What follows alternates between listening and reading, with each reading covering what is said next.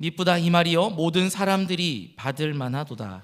이를 위하여 우리가 수고하고 힘쓰는 것은 우리 소망을 살아계신 하나님께 둠이니 곧 모든 사람 특히 믿는 자들의 구주시라. 너는 이것들을 명하여 가르치라. 누구든지 내 연소함을 없이는 여기지 못하게 하고 오직 말과 행실과 사랑과 믿음과 정절에 있어서 믿는 자에게 본이 되어. 우리 함께 읽도록 하겠습니다. 내가 이를 때까지 읽는 것과 권하는 것과 가르치는 것에 전념하라. 아멘. 할렐루야. 네. 우리가 신앙생활을 하다 보면 이런 고민들을 하는 분들이 있으시더라고요. 교회를 오래 다니고 예배에 빠지지도 않고 나는 은혜 받는 일을 게을리 하지도 않았는데 왜 제 삶이 변하지 않을까요? 이런 고민들을 하시는 분들이 있습니다. 혹시 여러분들 중에도 그런 고민을 하시는 분들이 있을 줄 모르겠습니다. 그 이유는 은혜를 받고 누리는 습관이 형성되어 있지 않기 때문에 그런 것입니다. 당장 믿음을 가질 수도 있고 순간적으로 은혜를 받을 수도 있지요. 한 번의 예배를 통해서 굉장히 우리는 많은 예배의 감격을 누릴 수도 있고 은혜를 받을 수도 있습니다. 그런데 그렇게 은혜 받는 시간이 우리에게 습관처럼 지속되어야만 한다라는 것이죠. 그래야지만이 우리는 하나님이 주시는 그 은혜로 우리의 삶이 조금씩 변화될 수 있다라는 것입니다. 자신의 몸과 생활에 거룩한 습관이 붙어야 된다라는 것이죠. 여러분 혹시 볏짚을 태워 보신 적이 있으십니까? 저는 이전의 사역지가 이천이었거든요. 굉장히 가까운 시골이죠. 네.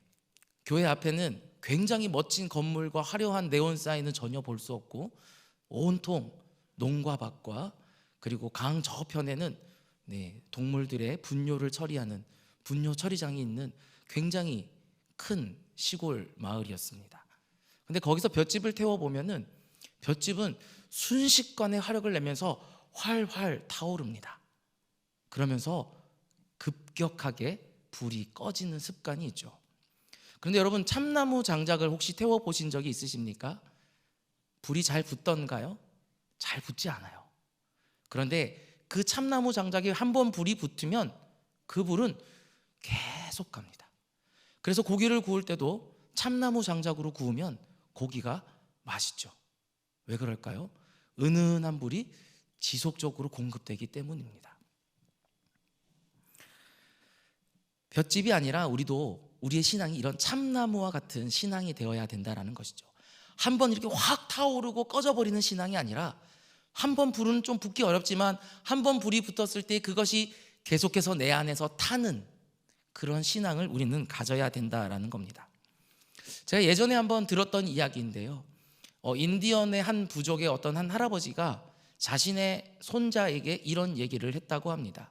아이야, 사람에게는 두 마리의 늑대가 살고 있단다. 한 마리 늑대는 악한 늑대라서 그 안에 분노와 질투, 교만, 게으름, 무자비함이 가득한 늑대이고 다른 한 마리 늑대는 아주 선한 늑대여서 사랑과 겸손과 절제와 친절이 가득한 늑대가 서로 매일 부딪히며 살아가고 있단다라고 그렇게 얘기를 했다라는 겁니다. 그러자 이 손자가 이 할아버지에게 물었습니다. 할아버지, 그러면 어떤 늑대가 이겼나요? 여러분 어떤 늑대가 이겼을까요? 혹시 답을 아십니까? 어떤 늑대가 이겼냐면은 이 할아버지가 말했습니다. 네가 먹이를 주는 늑대가 이겼단다. 그 말이 무엇인가요? 우리가 어떤 방향으로 어떤 습관을 가지고 있는지, 그래서 내가 좋은 습관을 가지고 있는지 나쁜 습관을 가지고 있는지, 내가 어느 것에 더 많은 에너지를 쏟고 있는지 그것에 따라서 나의 삶의 질이 변화된다라는 거예요. 그것을 아이에게 가르쳤다라는 겁니다. 그래서 저는 오늘 본문의 말씀으로 은혜 받는 습관이라는 제목으로 함께 은혜의 말씀을 나누고자 합니다. 교회를 다니면서 자연스럽게 가지게 되는 질문이 있죠. 성경은 도대체 나에게 무엇을 말하고 있는가?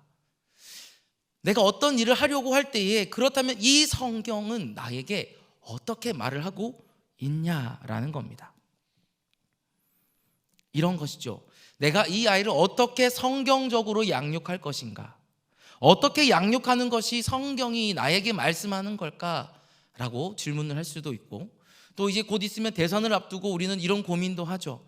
하나님이 원하시는 것, 어떤 대통령이 되는 걸까? 내가 어떤 사람을 대통령으로 찍어야지 그것이 가장 성경적일까? 또 이런 것들도 있습니다. 내가 이 물건을 사는 것이 과연 옳은 것인가? 잘못된 것인가? 또 이런 것들도 있죠. 내가 어떤 직장에서 어떻게 생활하는 것이 하나님이 기뻐하시는 가장 성경적인 생활일까?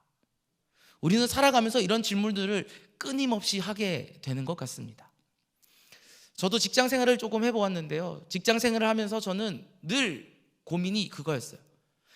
나는 교회를 다니는 크리스천으로서 이 직장 안에서 어떤 선한 영향력을 끼칠 수 있을 것인가? 그때 제가 가졌던 생각이었습니다.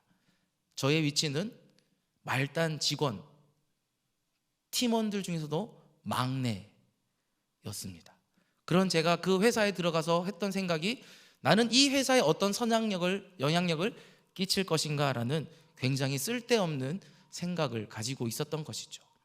그런데 우리는 한 번쯤 이렇게 다 고민을 하고 생각을 한다라는 것이죠.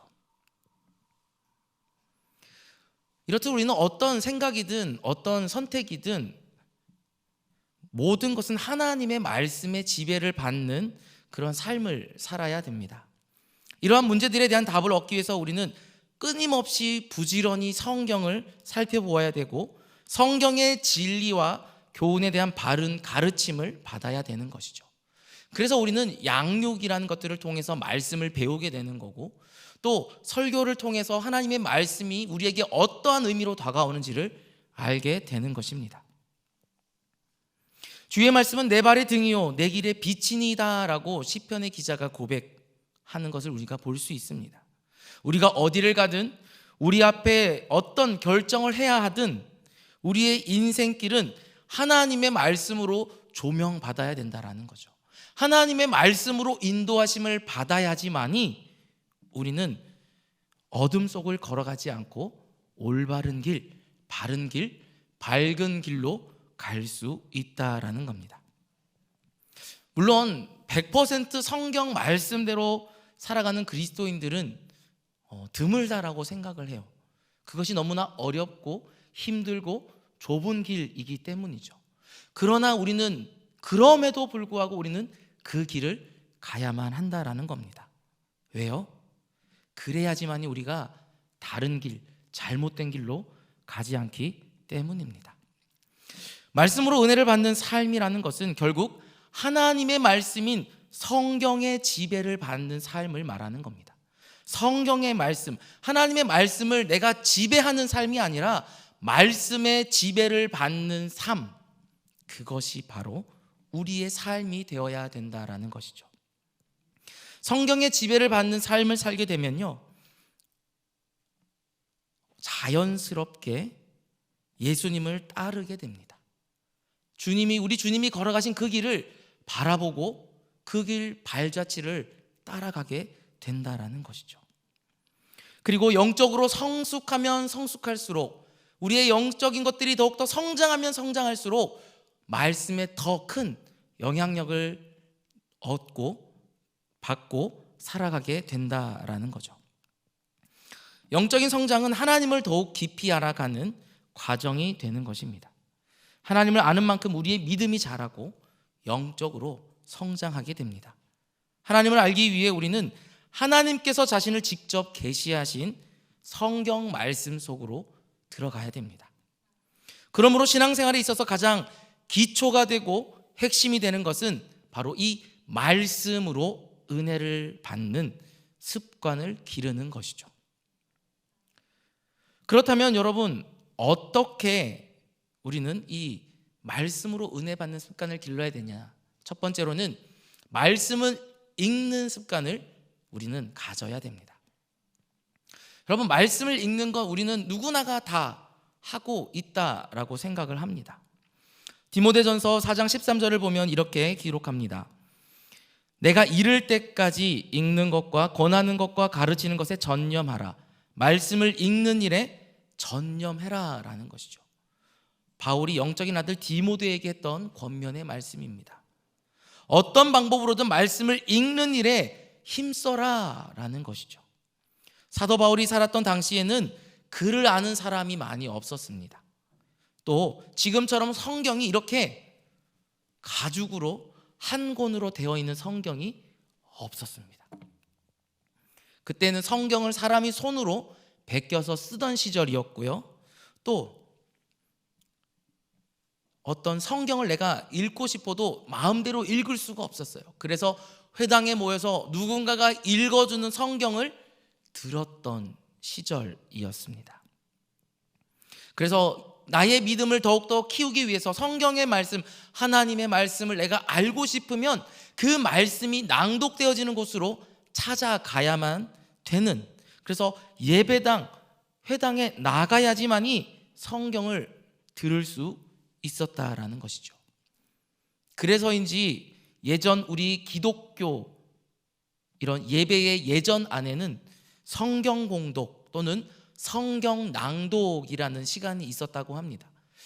성경 설교를 위한, 말씀 강론을 위한 본문을 읽는 시간 외에 말씀을 큰 소리로 함께 읽는 시간이 있었다고 합니다.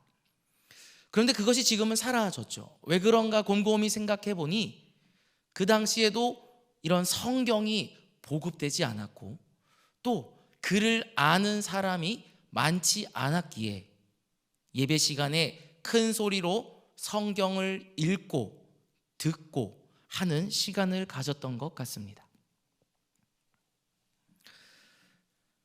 여러분, 이렇게 우리는 글을 읽을 줄도 알고 쓸 줄도 아는 능력을 갖추고 있고, 심지어 집에 성경책이 최소 한 권 이상은 다 가정마다 있죠.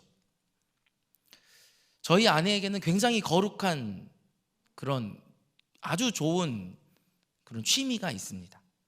성경을 수집하는 취미가 있어요. 왜 웃으시죠? 굉장히 홀리한 취미잖아요. 그래서 어디에 어떤 성경책이 예쁘더라라고 하면 그걸 마음에 두고 기도하는 중에 그것을 하나씩 사 모으더라고요. 그래서 제가 구할 수도 없는 성경을 아내가 가지고 있었던 적도 있었습니다. 덕분에 저는 굉장히 많은 도움을 얻기도 했죠. 반면에 제가 읽으려고 산 본문 성경 말씀을 준비하고 설교를 위해서 준비했던 성경을 아내가 보고 굉장히 좋아 보인다고 그것을 본인이 이렇게 컬렉션에다 이렇게 장식해 놓는 경우도 있었습니다. 그런데 중요한 것은 우리가 이렇게 성경을 많이 모으고 또 가지고 있고 글을 읽을 수도 있다고 해서 우리가 성경을 많이 많이 본다라는 것은 아니다라는 것이죠. 물론 저희 아내가 성경을 많이 보지 않는다라는 말은 아니에요. 저희 아내는 굉장히 열심히 읽고 있어요. 저보다도 어쩌면 더 많이 성경을 보는 그런 아주 현숙한 여인입니다. 자, 그런데 여러분 한번 생각해 보시죠. 여러분 혹시 글을 읽을 줄 아시죠? 쓸 줄 아시죠? 성경책이 있으시죠? 근데 여러분 성경을 많이 읽으시나요? 대답 안 하셔도 돼요. 괜찮습니다. 신명기 17장 19절을 보면 이렇게 기록합니다. 평생에 자기 옆에 두고 읽어 그의 하나님 여호와 경외하기를 배우며 이 율법의 모든 말과 이 규례를 지켜 행할 것이니라. 아멘. 하나님은 우리가 말씀을 읽는 습관을 가지기를 원하신다라는 거예요. 그래서 하나님의 말씀을 읽는 습관을 지닌 사람은 말씀이 살아서 자신을 변화시키는 것을 경험하게 된다라는 겁니다. 하나님의 말씀은 모든 찌꺼기를 태워버리는 불과 같고 우리의 돌과 같은 마음을 부수는 망치와도 같습니다. 땅을 적셔서 소출을 내는 비와 같고 아기들에게 영양을 공급해주는 어미의 젖과도 같습니다. 굶주린 사람들의 배를 채워주는 음식이고 우리의 마음을 찔러 쪼개고 사탄과 싸워 이기게 하는 검과도 같은 것이 바로 하나님의 말씀이다라는 것이죠. 왜 그렇습니까? 이유는 히브리서 4장 12절에 말하고 있어요.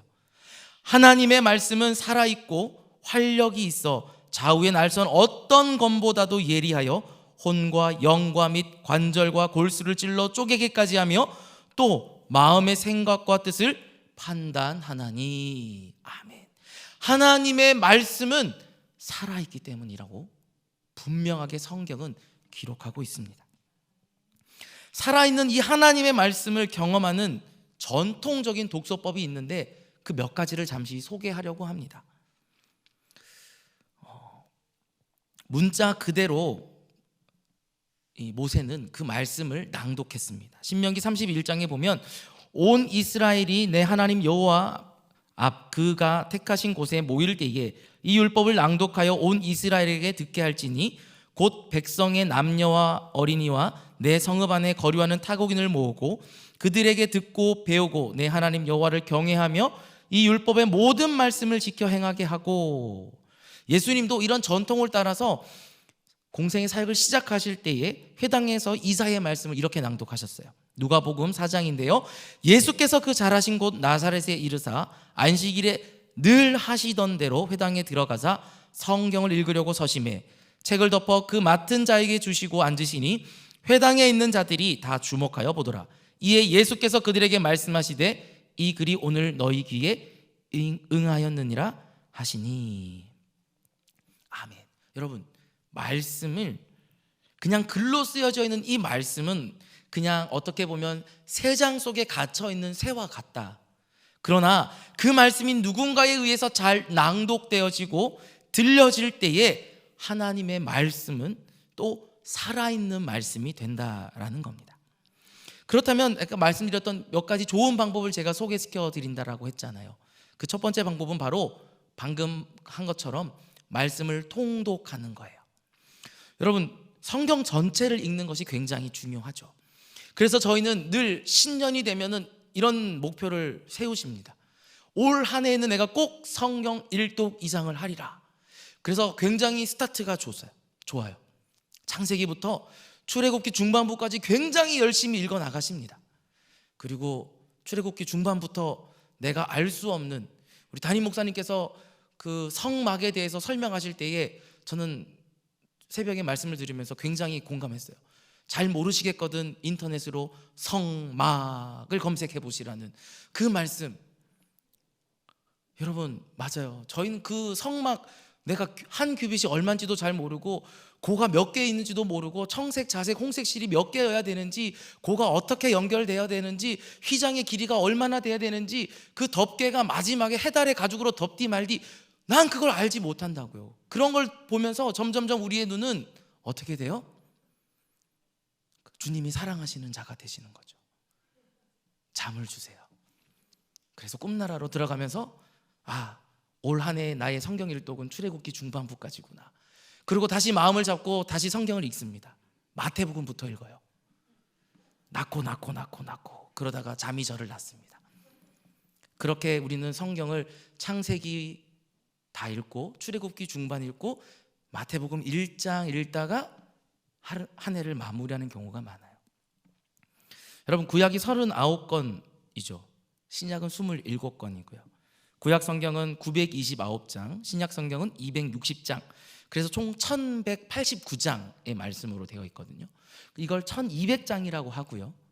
우리가 보통 한 장을 읽는데 5분 정도 걸린다고 해요. 눈으로 이렇게 빠르게 읽으면. 그러면 600분의 시간이 걸려요. 이거를 6000분이 걸리죠. 6000분을 시간으로 환산하면 10시간, 그렇죠? 100시간이죠. 100시간. 이걸 날수로 계산하니까 한 5일 정도.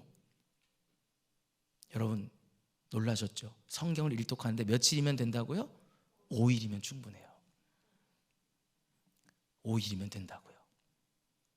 산술적으로 봤을 때. 그래서 1년에 10독, 15독, 20독 하시는 분들이 거짓말이 아니에요.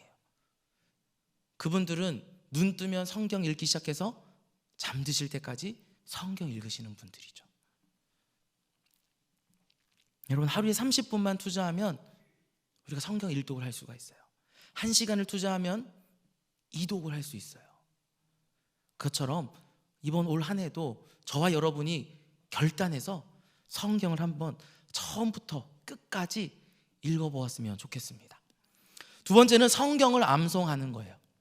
성경을 암송을 잘하기 위해서는 성경을 소리내어서 계속해서 읽어야 되는 거죠. 왜냐하면 성경은 듣는데 굉장히 특화되어 있는 책이기 때문에 그래요. 그리고 우리가 읽으면서 손으로 쓰면서 귀로 들으면 그 말씀이 더 잘 외워진다고 해요. 그래서 성경을 암송하는 것이 우리에게 굉장히 큰 유익이 됩니다. 얼마 전에 제가 신방을 갔는데 그 집사님께서 올 한 해 매일 하루 한 절씩 성경을 암송하시겠다라고 그렇게 말씀을 하셨어요. 저는 그래서 굉장히 기뻤습니다.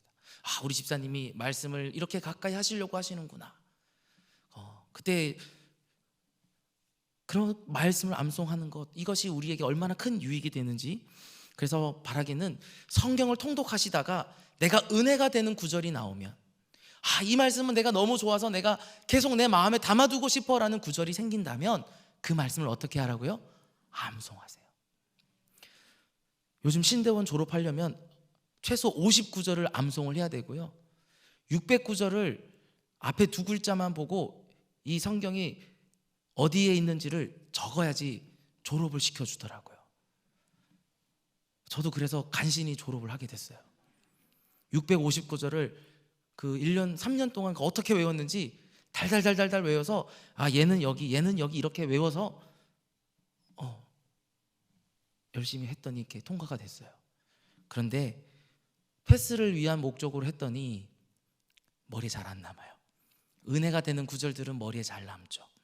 여러분, 이렇게 말씀을 암송하면서 하나님의 말씀에 더욱더 가까이 가시는 저와 여러분이 될 수 있기를 바랍니다.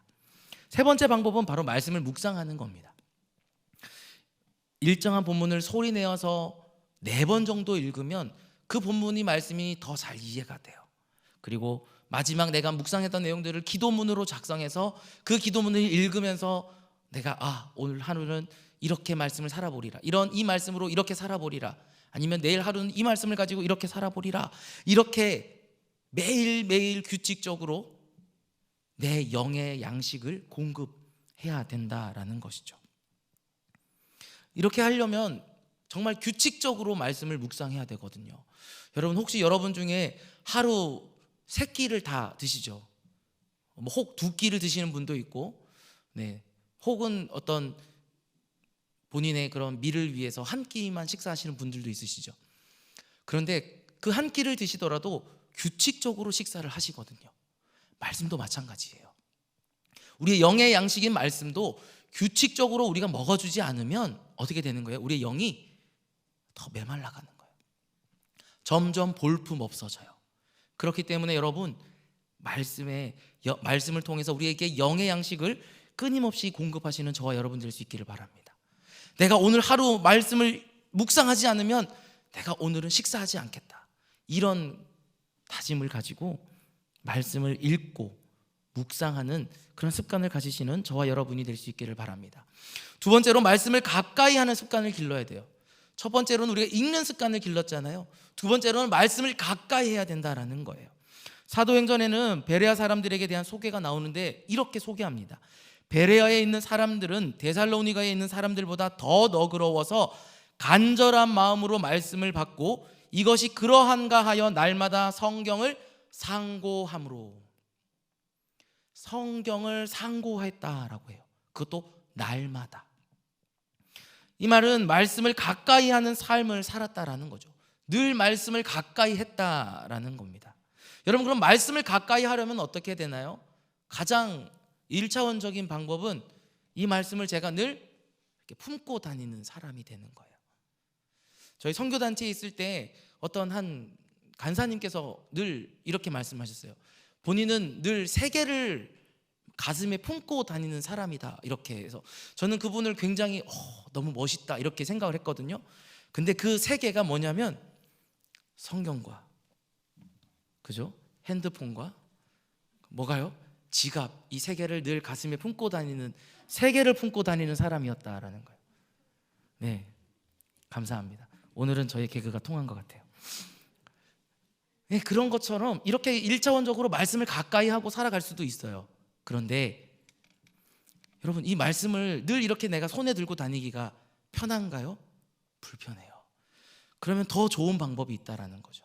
여러분, 핸드폰, 혹시 여러분 핸드폰은 언제 핸드폰은 여러분 손에서 놓게 되나요? 여러분이 잘 때에 핸드폰은 손에서 놓게 되죠. 근데 여러분, 그 핸드폰 안에도 여러분 성경이 있다라는 사실 알고 계십니까? 알고 계시죠? 굉장히 좋은 어플들이 많아요. 요즘은 성경을 읽어줘요. 굉장히 차임 표시가 강한 어조로 예수님의 역할로 읽어주는 성경이 있습니다. 오디오 성경이라고 있어요. 여러분, 그 성경을 다른 거 볼 시간에 그걸 보면 된다라는 거예요. 그걸 들으면 된다니까요. 신방 갔을 때 저희 담임 목사님께서, 아시는 목사님이 이 말씀을 늘 가까이 하고 싶어서 오디오 성경을 주무실 때도 틀어놓고 주무신대요. 꿈속에서도 하나님 말씀을 내가 듣고 싶어서, 하나님 말씀과 가까이 있고 싶어서 그렇다고 하셨더라고요. 여러분, 그런 것처럼 우리도 늘 말씀을 가까이 할 수 있어요.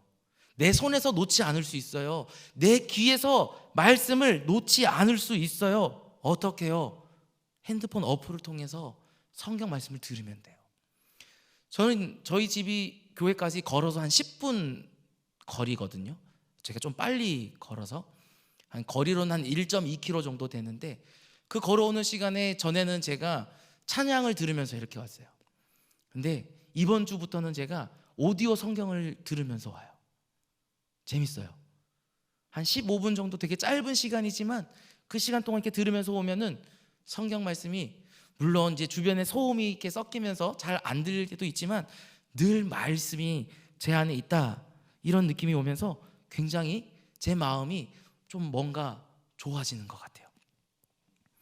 그리고 또 좋은 어플이 뭐냐면 아침마다 말씀 한 구절씩 보내주는 그런 어플도 있다 하더라고요. 그런 어플을 통해서 아침에 눈을 떴을 때에 그 말씀을 보면서, 아, 오늘은 이런 말씀이 있었구나, 이렇게 하는 것도 굉장히 좋은 방법이 된다라는 거죠. 그리고 우리가 구역 모임이나 또 어떤 다른 모임들 가운데 카톡이나 SNS나 아니면 밴드나 이런 것들을 통해서 말씀을 서로, 내가 이번 주에 이런 말씀을 묵상했는데 이런 은혜가 있었어 라면서 그 받았던 말씀을 나누는 것들도 우리에게 굉장히 큰 은혜가 된다라는 거죠. 이것이 우리가 말씀을 가까이 할 수 있는 방법이 된다라는 거예요. 모세가 하나님의 말씀을 가까이 하는 법에 대해서 이렇게 권면했습니다. 신명기 11장 18절에서 20절인데요. 우리가 한번 같이 읽었으면 좋겠습니다. 한번 읽어보겠습니다. 시작.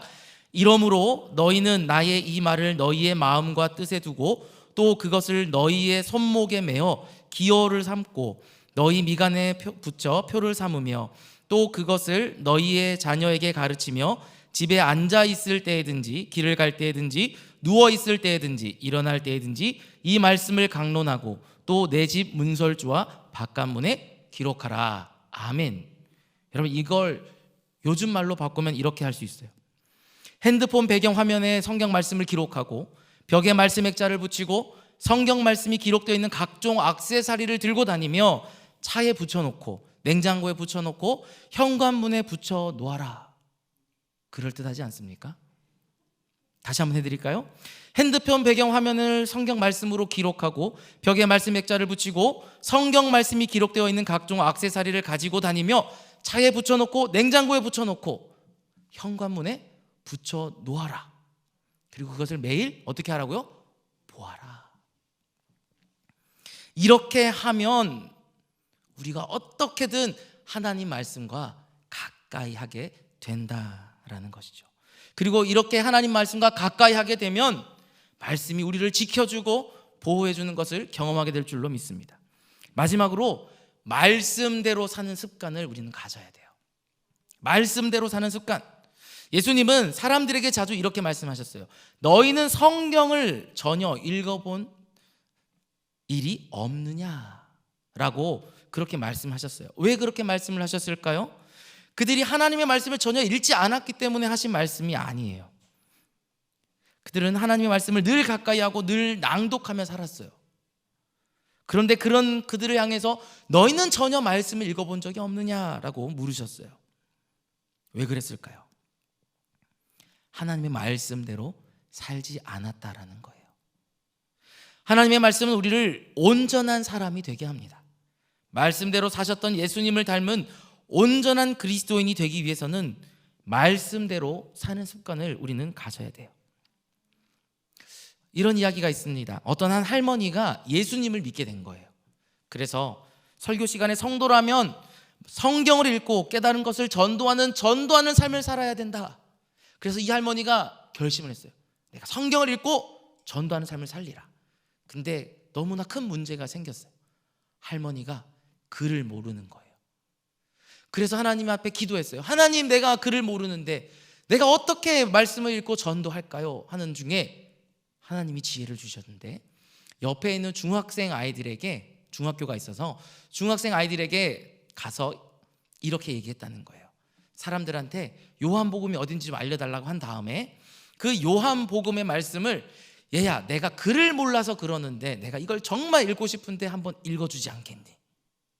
그래서 요한복음 말씀을 이 아이로 읽어주게 하고, 할머니는 말씀을 듣고 그러면서 마음속에 기도로 이렇게 했다는 거예요. 하나님, 말씀을 읽고 있는 이 아이가 하나님을 알게 해주세요. 예수를 믿게 해주세요. 놀랍게도 할머니가 기도한 것들이 하나씩 하나씩 이루어지면서 그 성경을 읽어주었던 많은 아이들이 예수를 알게 되었다라는 그런 이야기가 있습니다. 여러분, 말씀대로 사는 거 쉽지 않죠.